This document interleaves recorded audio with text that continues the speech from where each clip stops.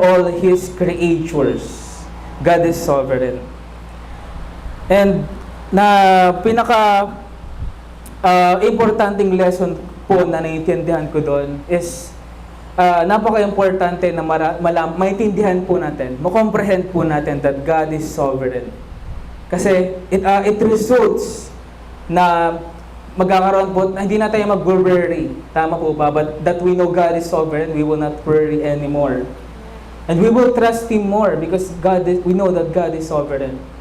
And it will strengthen our faith sa Panginoon kapag naiintindihan po natin, hindi lang po sa utak, diba? Na-comprehend po natin that God is sovereign in all things. He is powerful in all things. So today, we will now proceed sa specific. That God is sovereign in specific things. He's sovereign over all things, even wickedness. Kahit sa kasalanan, kahit sa nangyayari po sa mundo na hindi po maayos, He is still sovereign. And even sa hardships, God is sovereign. Sabi po sa Lamentations chapter 3, verse 37 to 38, "Who has spoken, and it came to pass, unless the Lord has commanded it? Is it not from the mouth of the Most High, the good and bad come?" Sabi, walang anumang bagay na mangyayari nang hindi kapahintulutan ni Yahweh. So it talks about the sovereignty of God. Nasa kapangyarihan ng kataas-taasang Diyos ang masama at mabuti. Sabi po sa Deuteronomy 32 verse 39, "See now that even I am He." Ako ang Diyos, o ako lamang, sabi ng Panginoon. "And there is no God beside me." Maliban sa akin, wala nang iba pang Diyos. "I kill and I make alive." Ako ay pumapatay at nagbibigay buhay.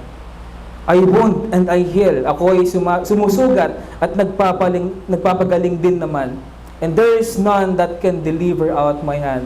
Wala nang makakapigil anuman ang aking gawin. God is sovereign. God is in control. So dito, hindi lang sa in general yung sovereignty niya. So it is also extends sa mga paghihirap po natin, sa mga suffering po natin. God is sovereign. So akala po kasi natin, kapag nakakaranas po tayo ng problema, wala po yung presensya ng Panginoon. And well, in fact, makita po natin na God is sovereign sa atin pong mga problema, sa atin pong mga kinakaharap na sufferings. Ang title po natin today is My God and My Suffering.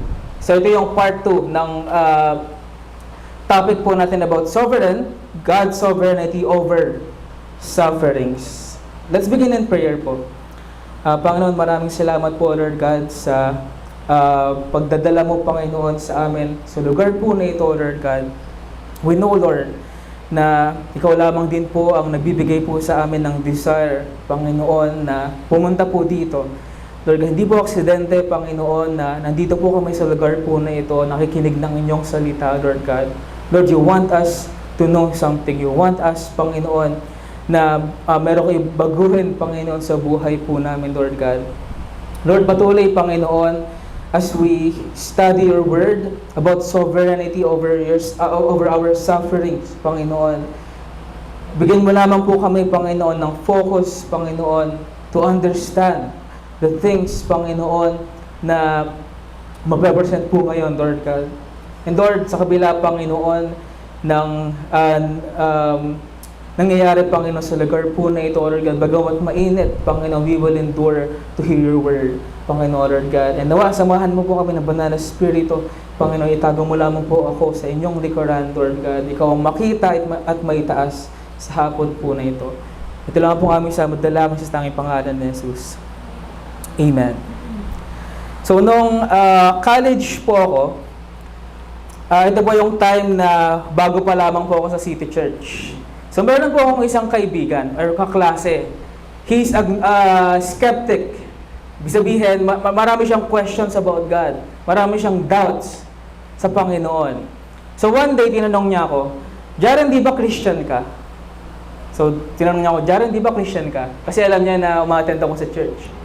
Sumagot ako, Christian ako. And then may tinanong siya, kung edi naniniwala ka sa Diyos.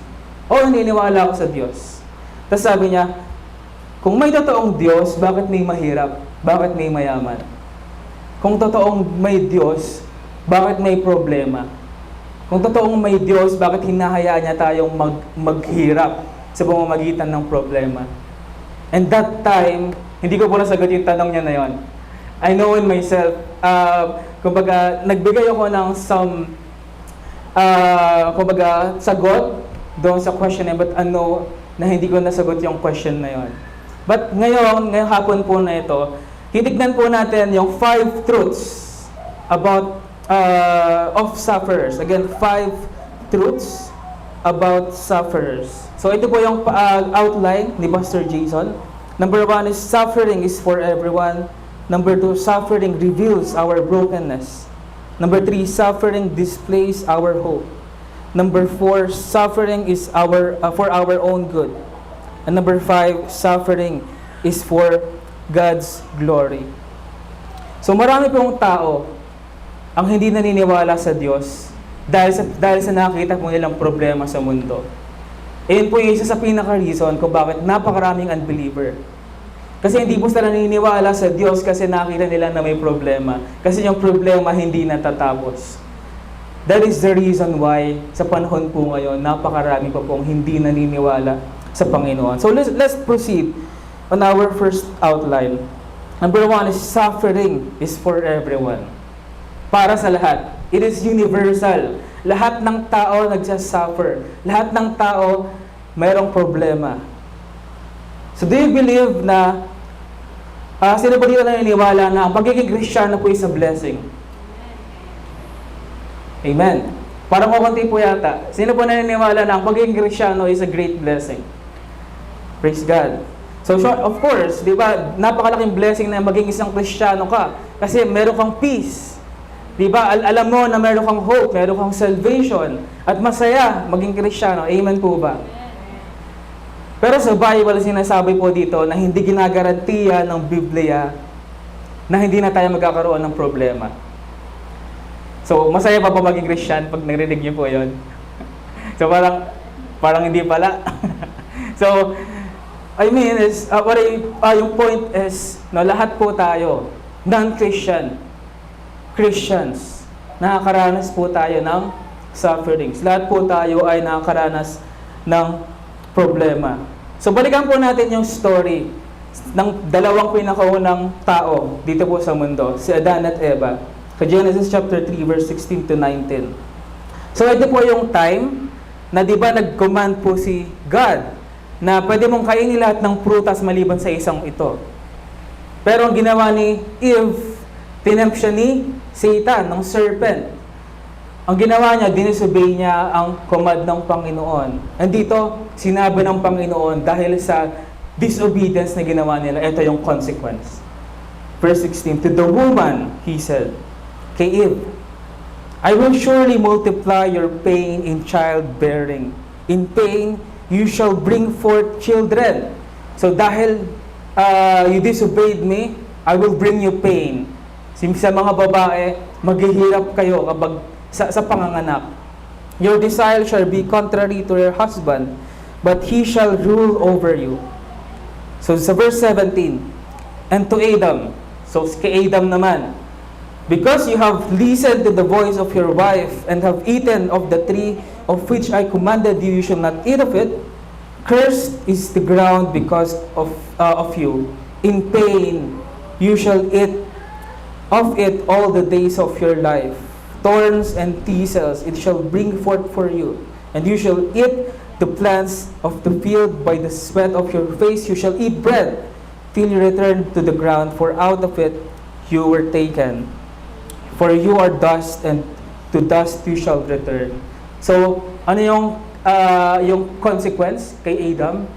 So, lahat nakakainin mo, kailangan mong pagpaguran. Okay? So, kung babansin po ninyo, 3 beses po inulat yung salitang pain.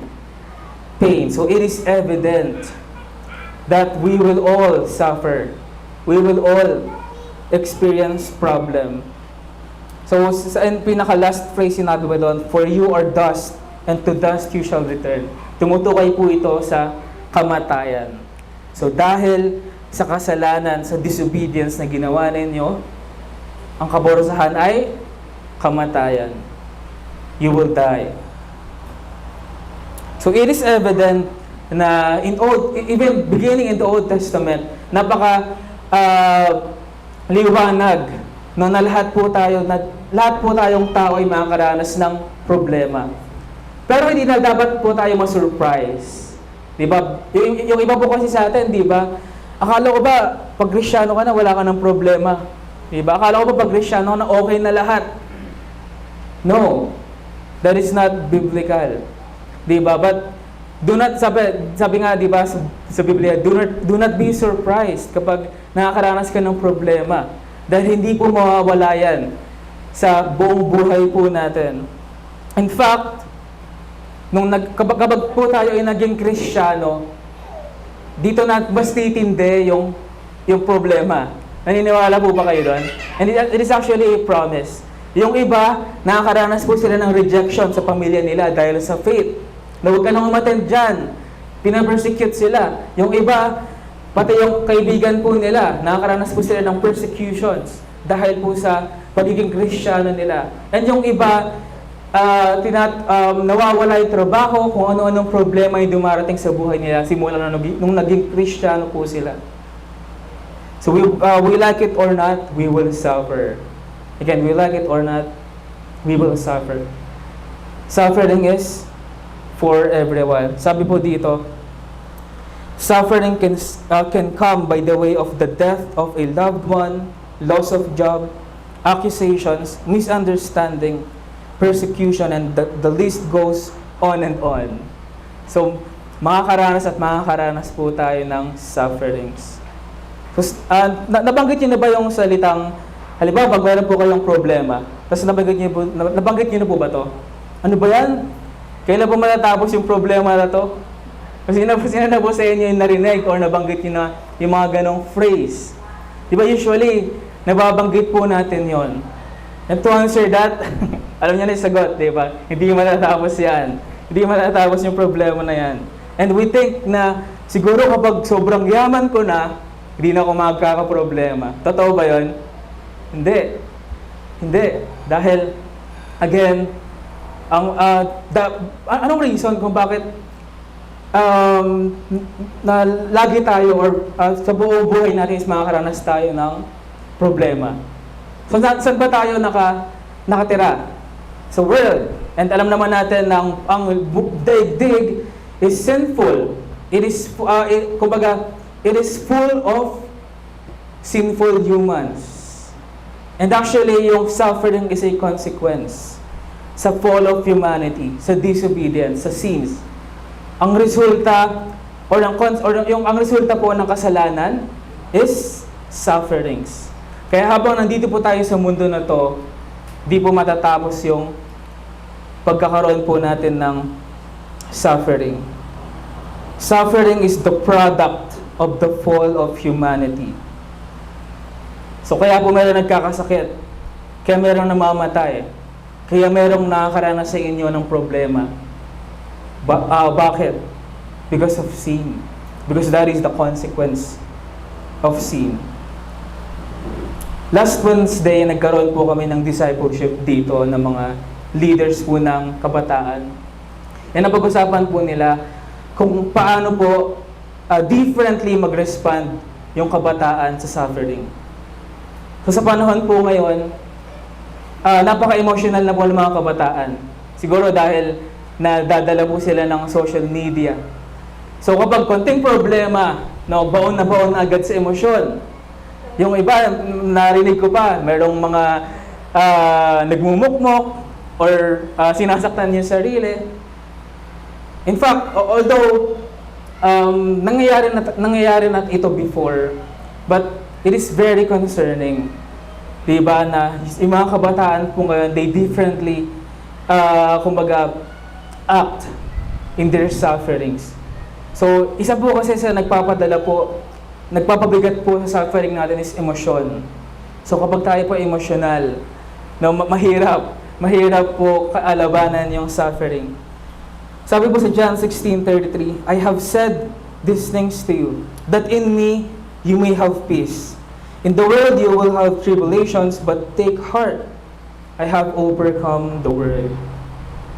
So yung redemption na ginawa ng Panginoong Jesus, kaya siya namatay is hindi para mawalan ka ng problema. Hindi siya namatay para tanggalin yung problema sa mundo. Siya po ay namatay para meron po tayong kasama, di ba? Meron po tayong guidance na nagmumula po sa Kanya sa mga problema po natin. And again, the reality is yung sufferings is hindi po mawawala. So how can we face suffering? So, isipin niya si Jesus. Paano ba siya nag-suffer? Paano niya in-endure yung suffering? Di ba? So, merong nagbibigay na encouragement for him. There is a reason why he suffered. Di ba? Why he suffered? Bakit ba siya nag-suffer? Para kanino? Para sa atin. And it is the command of God. Para tapusin or gawin yung kagustuhan ng Panginoon. So there is a encouragement. Sabi sa John 15 verse 20, remember the word that I said to you. A servant is not greater than his master. If they persecuted me, they will also persecute you. If they kept my word, they will also keep yours. So ayaw mo ba mag-suffer? Again, isipin mo yung mga characters sa Biblia, kung gaano sila nag-suffer. Si Paul, kung gaano siya nag-suffer para sa gospel. Yung apostles, kung paano sila nag-suffer para mag-testify about kay Christ. And si Jesus, kung paano siya nag-suffer sa cross to save you from your sins. So, yung solution po is hindi sa suffering is hindi para iwasan yung suffering. So, it is not the solution. So, dahil hindi po natin maiiwasan yung suffering. Expect suffering, accept suffering, and be prepared in suffering. Again, expect suffering, accept suffering, and be prepared sa suffering. Dapat hindi na po tayo ma-surprise kapag may dumaan po na problema sa ating buhay. We should expect it. And again, why do we suffer? Bakit po tayo nag-suffer? Because of the fall of humanity, because of our sins. And that is the consequence of sin. So that is the first one. Suffering is for everyone. Number 2 is, suffering reveals our brokenness. Sabi po dito, God is using the physical to reveal the spiritual. He is using external pain to reveal an internal problem. So, hindi po lahat ng suffering ay masama. Do you believe that? Hindi po lahat ng suffering is para mapasama po tayo. Some are beneficial. Some are merong purpose. So, hindi po lahat ng suffering is para pahirapan kayo, para parusahan kayo. Some sufferings are beneficials. It has a purpose. So, di ba kapag, example, kapag meron po tayong mga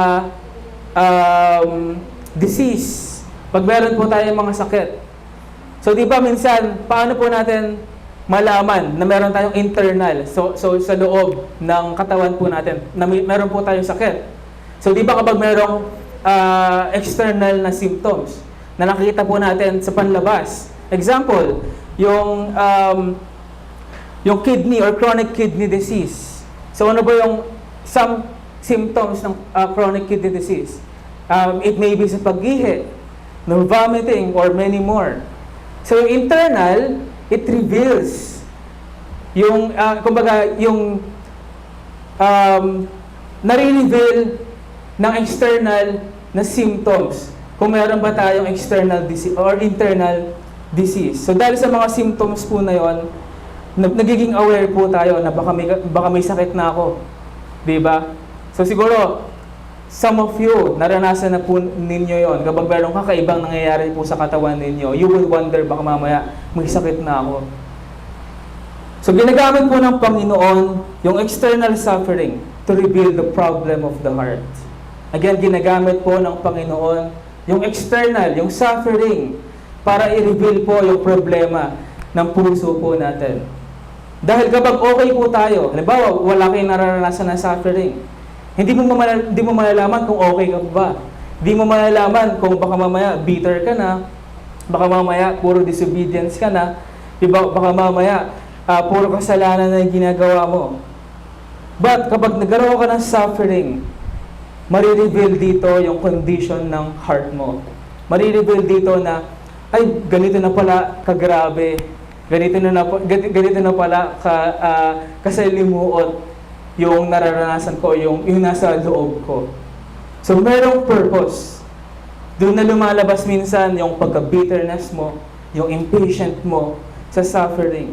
Dahil hindi naman po ilalabas kapag okay ka, di ba? So, doon po natetest yung condition po ng heart natin. So, God turns our attention to our problem of the heart. So, kapag may suffering, nare-reveal nito yung condition ng heart natin. And kapag nalaman mo na yung condition ng heart mo, anong gagawin mo? You will act, of course. You will deal to your heart. Example, yung nangyari ko kay Paul. Alam naman po natin na isa sa pinakasikat, di ba, na nakakaranas ng suffering si Paul. So si Paul, he was in prison for the sake of the gospel, for preaching the gospel. And dito, dahil po sa suffering, naging aware siya sa condition niya, sa sin na nagagawa niya. And ang ginawa niya is he came to God. Lumapit po siya sa Panginoon. Basahin po natin sa Tagalog, Romans 7 verses 14 to 24. Sabi niya po doon, alam natin ang kautusan ay spiritual. Ngunit ako'y makalaman at alipin ng kasalanan. Hindi ko maunawaan ang aking sarili sapagkat hindi ko ginagawa ang gusto ko, sa halip ang kinasusukluman ko ang siya kong ginagawa. Ngayon, kung ginagawa ko ang hindi ko gusto, nangangahulugang sumasang-ayon ako ng mabuti nga ang kautusan. Kung gayon, hindi na ako ang may kagagawan na yun, kundi ang kasalanang naninirahan sa akin. Verse 18, alam kong walang mabuting bagay na naninirahan sa aking katawang makalaman. May kakayahan akong naisin ng mabuti, ngunit hindi ko lamang ito magawa. Verse 19, sapagkat hindi ko ginagawa ang mabuting gusto ko, ang masamang hindi ko gusto ang siya kong ginagawa. Kung ang ginagawa ko ay hindi ko nais, hindi na ako ang gumagawa nito, kundi ang kasalanang naninirahan sa akin. So dito in-address niya na yung mga hindi niya gustong nagagawa. So hindi na siya mismo, kundi yung flesh na niya, yung nagkukos ng sin. Although gusto niya gumawa ng mabuti, pero ayaw makibahagi ng kanyang laman. Verse 21, ito ang natuklasan ko. So dito, na-deal na niya, kasi na-reveal na ng Panginoon sa kanya. Ito ang natuklasan ko, kapag nais kong gumawa ng mabuti, ang masama ay malapit sa akin. Sa kaibuturan ng aking puso, ako'y nalulugod sa kautusan ng Diyos. Ngunit, may ibang kapangyarihan sa mga bahagi ng aking katawan na salungat sa tuntunin ng aking isip. Binibihag ko ng kapangyarihang ito sa kasalanang naninirahan sa aking katawan. Sabi sa verse 24, kay saklap ng aking kalagayan. Sino ang magliligtas sa akin mula sa katawang ito na nagdadala sa akin sa kamatayan? Verse 25, wala nang iba pa, kundi ang Diyos sa pamamagitan ni Yesu Kristo na ating Panginoon. So do you think, marirealize ba ito ni Paul kapag okay yung kalagayan niya? Do you think ma-address ba niya yung mga nagagawa po niyang kasalanan kung all throughout his life is okay siya? No. May purpose. Kung bakit po kayo nagsasuffer, to reveal your brokenness, to reveal kung ano yung condition ng heart mo. So dahil paano kaya kung wala nang suffering na binibigay sa atin? Imagine ninyo kung hindi na tayo nagkakaroon ng problema, siguro malala na yung puso natin. Siguro malayo na po tayo sa Panginoon. So there is a purpose. Meron pong benefit yung ginagawang o pinapahintulotang suffering sa atin ng Panginoon. So God in His grace is using suffering to show us that we need restoration that He alone can provide. Kagaya po ng ginawa ng Panginoon kay Paul. So nireveal ng Panginoon sa kanya yung condition niya. And anong ginawa ni Paul? He came to repentance. He came to repentance. So hindi mo ibig sabihin na mahal ka na ng Diyos so that hindi ka na magkakaroon ng sufferings. Hindi ka na niya papadaanin sa problema. That is not the correct or biblical na sinasabi po sa Biblia. Mahal tayo ng Diyos, kaya inaalaw niya yung suffering na dumaan po sa atin para mabago po yung puso natin. Para bumabago yung puso natin. Para ma-alert tayo kapag iba na, kapag grabe na po yung condition ng puso po natin. So again, some sufferings are beneficial to reveal our brokenness. Pangatlo po is, suffering displays our hope. So dito, kung familiar po kayo sa story ni Job. So let's read in Job chapter 1 verse 6, beginning in verse 6. Sabi po dito yung story po na ito is inalaw ng Panginoon na i-test ni Satan or padaanin ni Satan sa suffering si Job. Sabi po sa verse 6, "Now there was a day when sons of God came to present themselves before God, and Satan also came among them." Verse 7, "The Lord said to Satan, 'From where you have come?'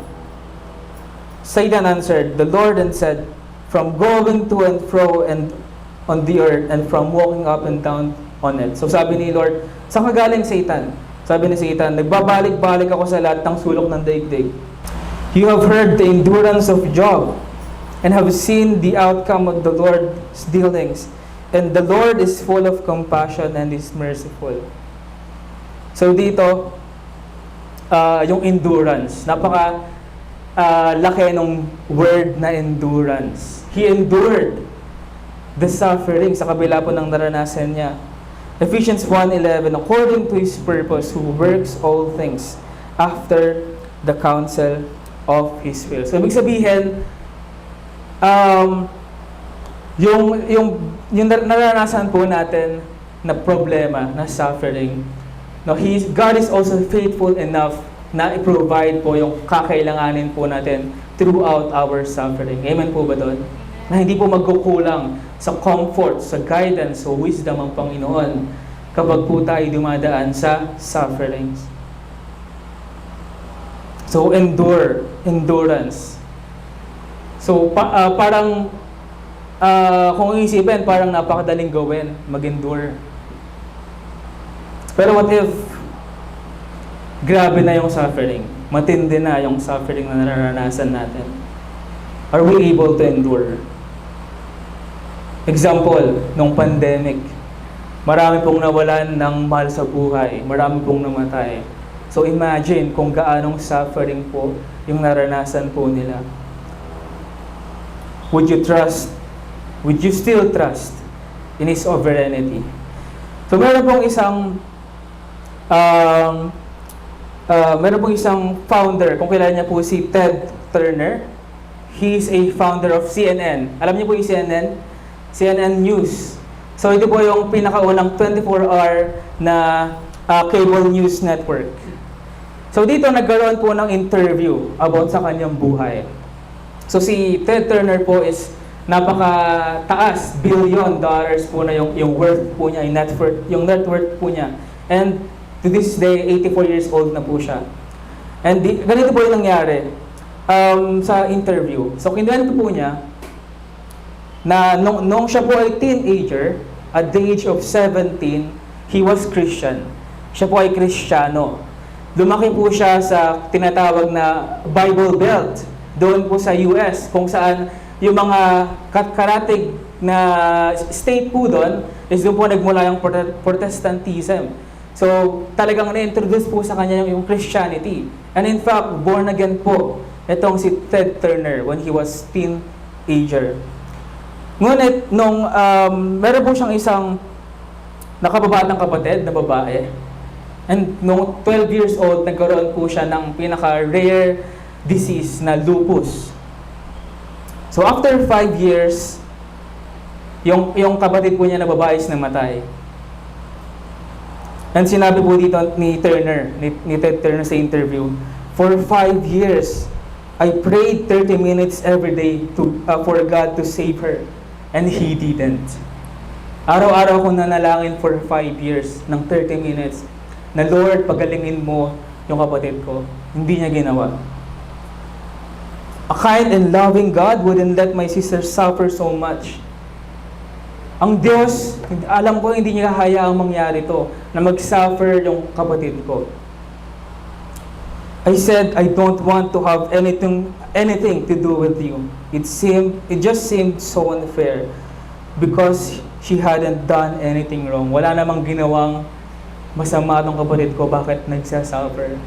So dito, nagsimulang mag-apostate po si Ted Turner. Dito po nagsimula na i-mock niya yung Christianity. Actually, sikat na sikat po yung sinabi niya na Christianity is a religion for losers. Christianity is a religion for losers. So dahil po sa suffering na naranasan niya, it caused unbelief. Hindi na po siya naniwala sa Panginoon. He became agnostic. And sa isang interview, sinabi pa niya, tinanong siya, halimbawa kung merong na makingi sa'yo ng prayer, pagpipray mo pa ba? Oo naman. Kanino? Whoever is listening. Whoever is listening. So, hindi na si Lord. So dito, ang nakita niyo yung result kapag wala po tayong faith. Kapag hindi po natin na-comprehend yung sovereignty of God sa suffering, ito po yung possible po nangyari. We will become agnostic. We will fall. And hanggang sa ngayon po, I searched na hanggang ngayon di pa rin po siya bumabalik sa Panginoon. And actually, continuous po siyang minamak yung Christianity. So imagine, at 17 years old, he was Christian. So madalas po natin tinatanong ang Panginoon kapag may sufferings po tayo, Lord, bakit? So siguro na-experience niyo na po ba yun? Lord, bakit ko naranasan to? We always ask why. So gusto natin malaman yung reason. Gusto natin malaman kung bakit. But actually, it is not the point. Dahil hindi po lahat is i-reveal ng Panginoon bakit po niya ginagawa yun sa buhay natin. But what important is you are to trust the sovereignty of God. Amen po ba doon? You are to trust that God is in control. Kahit hindi mo ma-comprehend, kahit hindi mo malaman kung ano yung every step na ginagawa niya sa buhay mo, God is God. He knows everything. He knows what is best. Sabi po ni Paul Chappell, often we endure trials seeking God's deliverance from them. Suffering is painful for us to endure or to see those we love endure. While our instinct is to flee trials, remember that even in the midst of suffering, God's will is being done. Whatever happens, na suffering na naranasan nyo, that is God's will. He let that happen for a purpose. Hindi niya hinayaan mangyari lang para wala lang, para lang parusahan ka lang. No. Meron po yung purpose. You just need to trust the Lord. So that is the third one. Suffering displays our hope. Pang-apat is suffering is for our own good. So ito na po yung purpose ng suffering. For our own good. Para po sa ikabubuti po ninyo. Suffering is for our own good. So ginagamit po ng Panginoon yung suffering to grow us in humility, in obedience, in our faith, in our trust, and to equip us to comfort others. So lahat po ng, although lahat po ng suffering is not good, of course. Hindi po natin yon, di natin ini-invite yung suffering. Sige lang, gusto ko pa. Hindi ganon. So, we know that it is not good, but it has a purpose. It is for our own good. So, marami pong Kristiyano na dumaan sa suffering na ngayon, mas malakas na sila. Marami pong mga Kristiyano na dumaan sa suffering ngayon, mas matibay na yung pananampalataya nila. Sabi po sa James 1, verse 2 to 4, "Count it all joy, my brothers, when you meet trials of various kind, for you know that the testing of your faith produces steadfastness. And let steadfastness have its full effect, that you may be perfect and complete and lacking in nothing." Psalm 119 verse 71. "It is good for me that I was afflicted." So, for my own good, it is good that I might learn your statutes.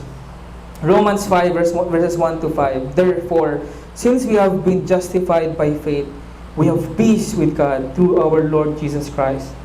Through Him we have also obtained access by faith into His grace in which we stand, and we rejoice in hope of the glory of God. Not only that, but we rejoice in our sufferings." So parang napakahirap, di ba? Kaya nga madalas natawag na yung mga Kristiyano is baliw, dahil kapag suffering, you still rejoice, di ba? So napakahirap gawin ito na you are still rejoicing out of suffering. Knowing that the suffering produces endurance, and endurance produces character, and character produces hope. And hope does not put us to shame, because God's love has been poured into our hearts through the Holy Spirit. Hindi siyang interpreter ng dreams. So ininterpret niya yung ilang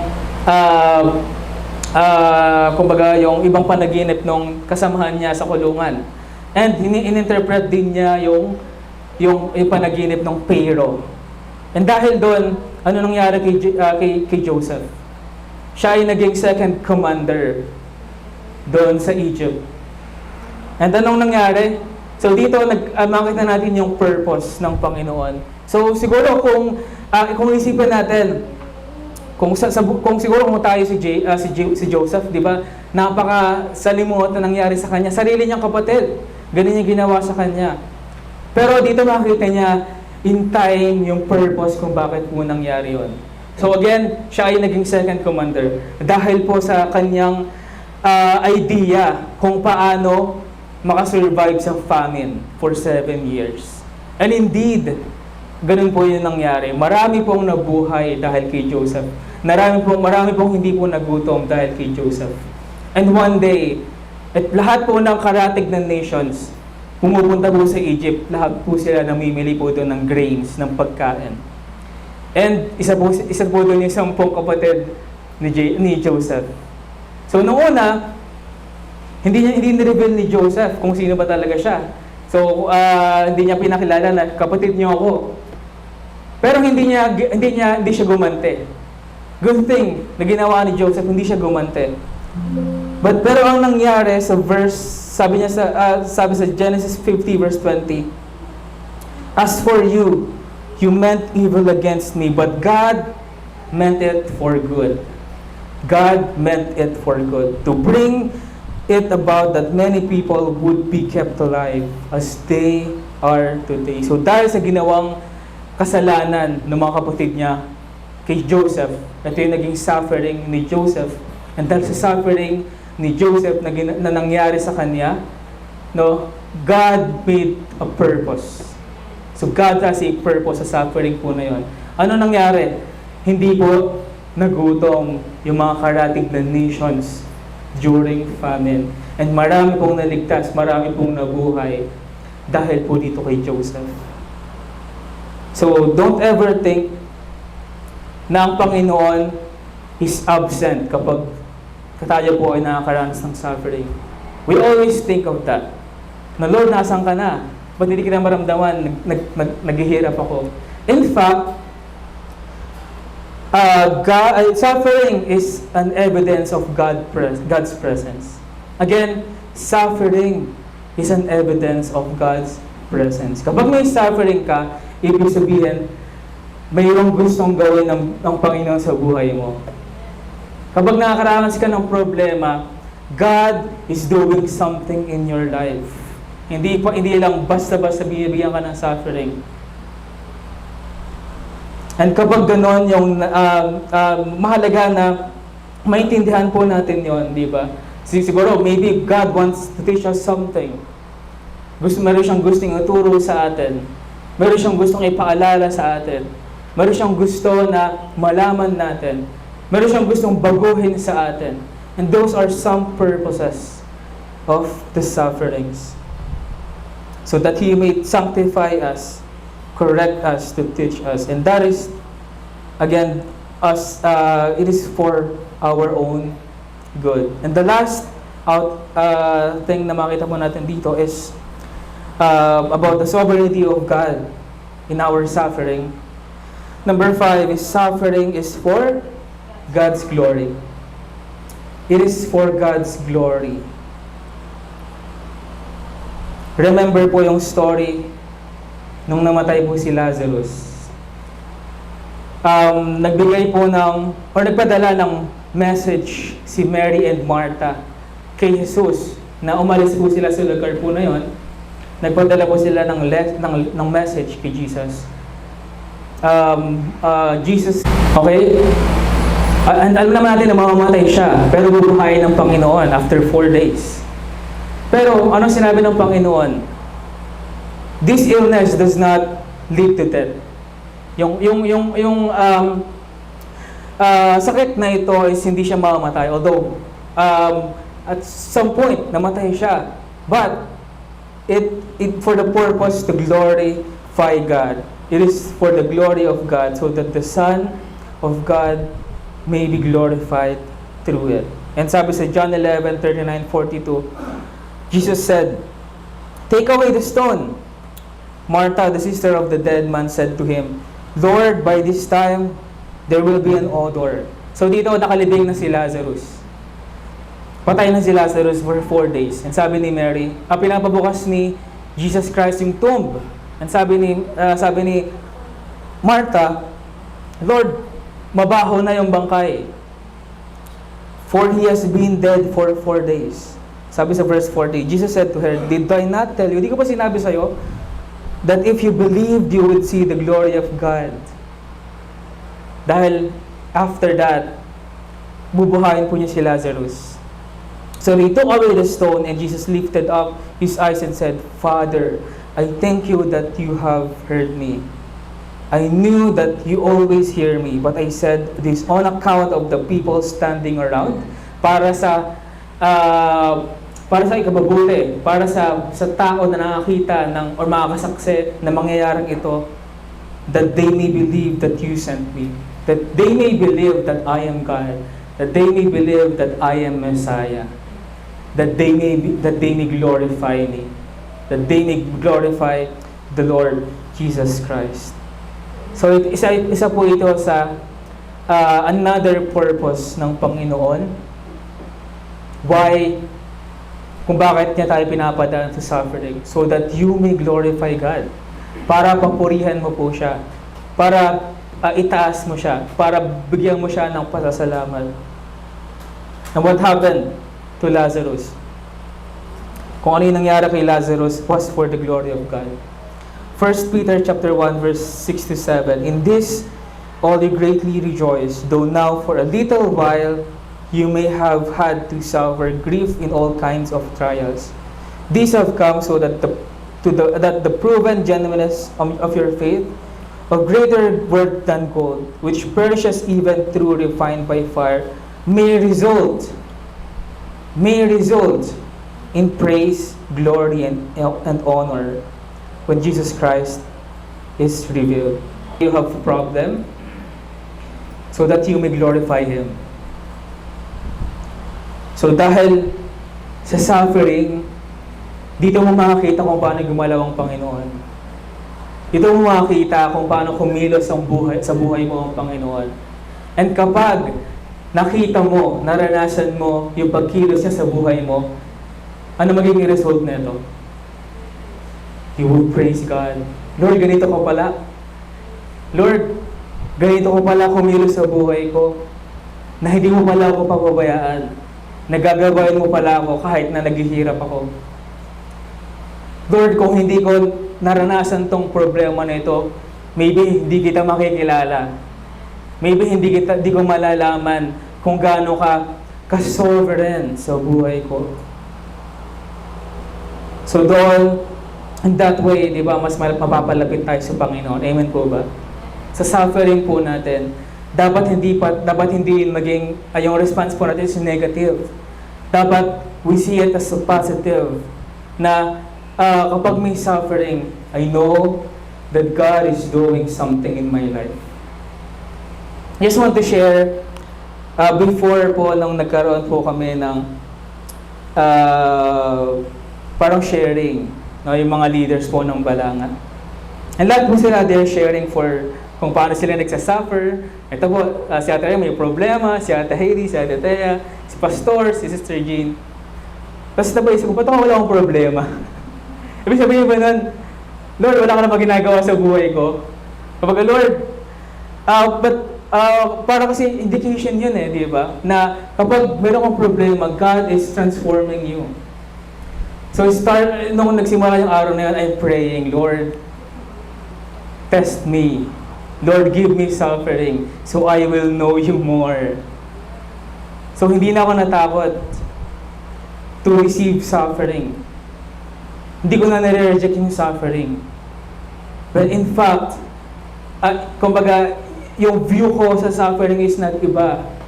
No, hindi na yung view ko dati na kapag suffer ka, mahirap, baka mapareho ko sa Lord. No.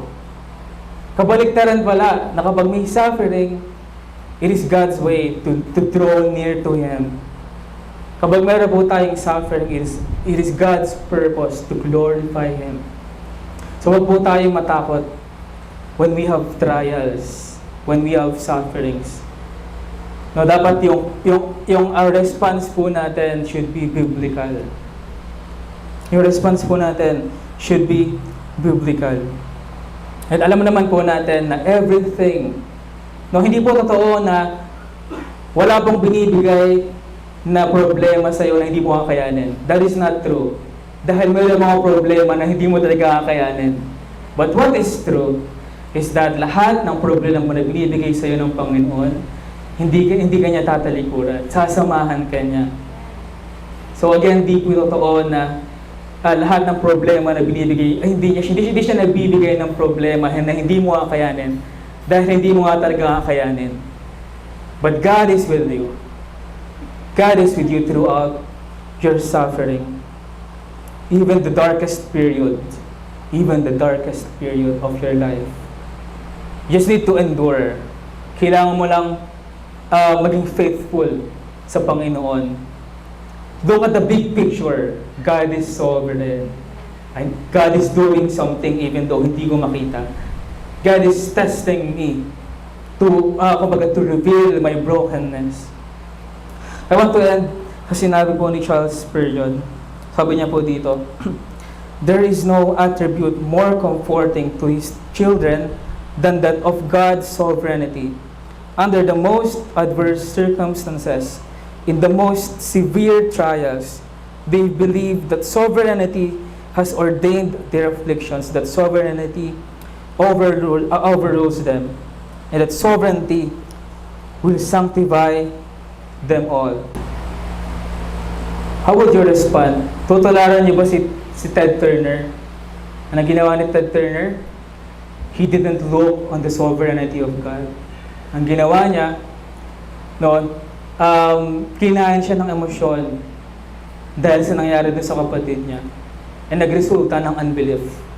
Nagresulta po ito ng paglayo sa Panginoon. And nagresulta po ito na sa ginagawa niya ngayon, pinapersecute niya na po yung mga Kristiyano. But be like Job. Si Job, ano ginawa ni Job? So lahat ng pamilya na pinatay ni Satan. Lahat ng ari-arian niya, kinuha. What ano yung response ni Job? He fell down on his knees and worshipped Him. No, kumbaga yung hope ng Panginoon ni Job is nandun sa Panginoon. And dahil kapag po yung hope po natin is mga nasa bagay, nasa paligid po natin, yung binibigyan po natin importansya, we will fail. Because that is temporary. Lahat po yan mawawala. Pamilya po natin, anak po natin, ari-arian po, lahat po yan mawawala. Pero ang Diyos, hindi po yan mawawala. Hindi po tayo tatalikuran. So you should put your hope to the Lord. So ganun po ka-importante na we comprehend, we understand kung gaano po ka-sovereign ang Panginoon sa sufferings. Again, God is in control over your sufferings. Let's stand and pray po. Panginoon, maraming salamat po, Lord God, sa pagkakataon, Panginoon, na binabahagi mo po, Panginoon, ang mga ganitong bagay, Lord God. Lord, we are weak, Panginoon, sa aming pong nararanasan na problema. We cannot bear, Lord God, lahat po ng nararanasan po namin na ito. We are wicked. Madali po kaming bumigay. Madali po kami mag-give up sa mga sufferings na naranasan po namin, Lord God. But we thank you for the encouragement. We thank you, Panginoon, for the truth na binigay mo po sa amin ngayong hapon na ito, Lord God. Na lahat po kami, Lord God, nakakaranas, non-Christians, Christians, lahat po ng tao, Lord God, because this is a fallen world. And this is the consequence. And Lord, we cannot reject sufferings. May we accept it, Panginoon, Lord God. Be prepared. May we not be surprised, Panginoon, sa mga sufferings na naranasan po namin, Lord. And Lord, we know na kayo lamang din po ang sasama po sa amin, Lord God. Lord, hindi po namin kaya yung mga nararanasan po namin na problema ngayon. We cannot do it on our own. Limited lamang po yung ability po namin. Limited lamang po yung meron po kami, Lord God, para malagpasan po ito, Lord God. But we have a powerful God. And may we cling to you throughout these sufferings, Panginoon, Lord God, because we know that you are eternal. We know, Panginoon, that you are sovereign, Panginoon. Lord, paintindi mo po sa amin. Let us comprehend, Panginoon, that you are sovereign. Na hindi po kami maging katulad, Lord God, ng ibang Kristiyano na bumitaw sa kanilang pananampalataya dahil sa problema. But may we be like Job, Lord God, na nagpatuloy sa kanyang pag-asa sa Diyos na buhay. Siya po ay nag-endure, Panginoon, lahat ng kanya pong naranasan because He know His God. He know His God. And Lord, we pray na di lamang, Panginoon, na maging ideya lamang po sa amin ito, Lord God. Alam ko po, Panginoon, na it is very practical po sa amin na lahat po, Panginoon, maaari po namin may apply ang mga natutunan po namin because we all suffer. We all experience hardships, Panginoon. And hindi po namin sana makalimutan, Lord God, sa lahat ng bagay, Panginoon, that you are a sovereign God. That you are a powerful God. That you are the God who is in control, even in our sufferings.